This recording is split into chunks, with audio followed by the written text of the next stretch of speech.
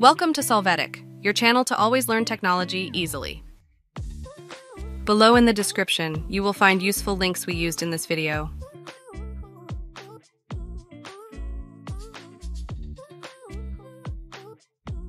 Today in Solvetic, we will see how to make a screenshot without Samsung buttons. We start by moving the top shortcut panel. Here we will look for the Take Screenshot button.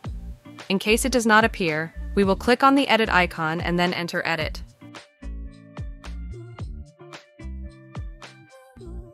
After that, we will look for the Take Screenshot icon and add it. We confirm the action with Done.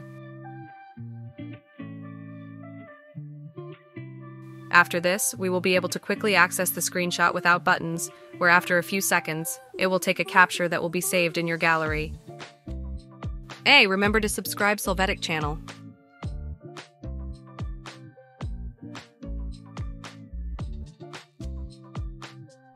We hope it has been helpful for you. Here are links to watch more videos of your interest and subscribe to the Solvetic channel. Thank you.